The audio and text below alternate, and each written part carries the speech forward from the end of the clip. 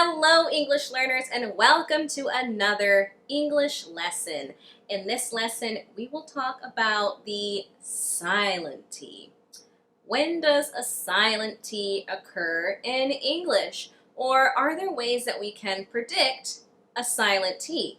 Yes, there are, and we are going to talk about those ways in this lesson. Keep watching.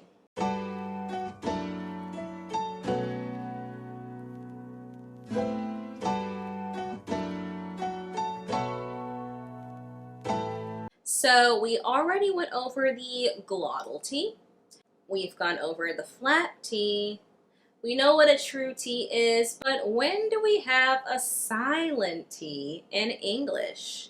Sometimes we have a silent T when a T follows an N, but the syllable that the T begins is unstressed. Let me give you some examples. Listen to how I pronounce the T in these words. 20. Interview. International. Inner. And the second T in Atlanta.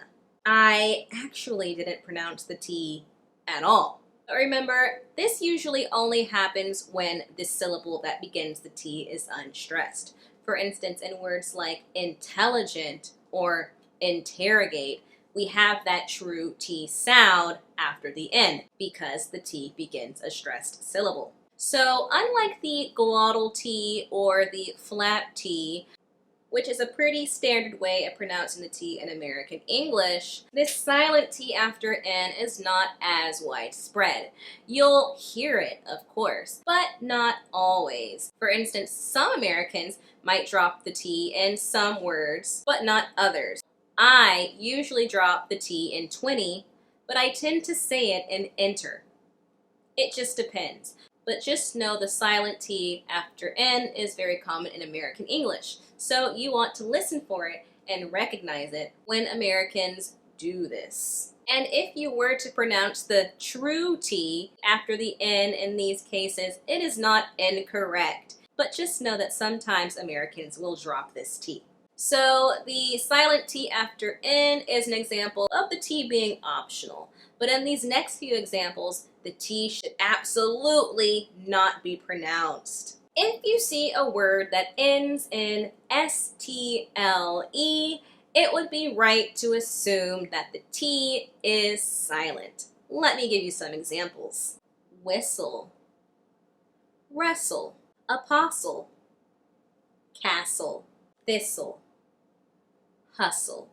Also, when a word ends in sten, it would be right for you to assume that the T is silent. Let me give you some examples. Glisten, fasten, christen, moisten.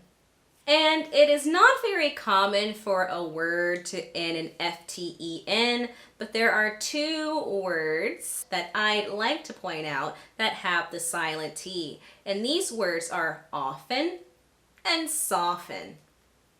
And even though it is standard to hear often without the T, you might still hear people pronounce the T in often. Often, often, often.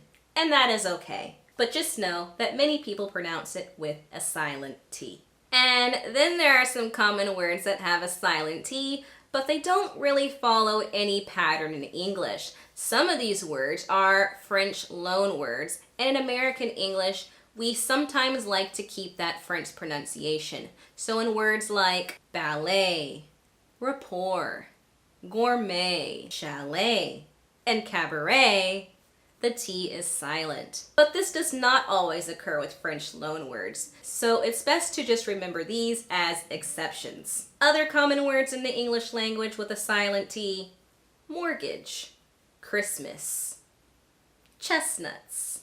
These you'll just have to memorize. Let's practice saying these silly sentences with silent T's. We often go to the castle to watch the ballet. We often go to the castle to watch the ballet. He was listening for the whistle as he wrestled. He was listening for the whistle as he wrestled. Fasten your seatbelts. We've got a hustle. Fasten your seatbelts. We've got a hustle. Now try repeating this one. People purchase mistletoes and chestnuts during Christmas.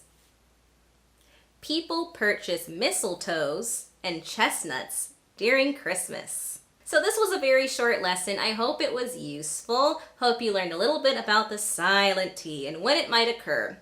If you found this video useful, make sure to give me a like. Leave a comment down below if you have any questions or if you'd like to make more sentences with words using the silent T.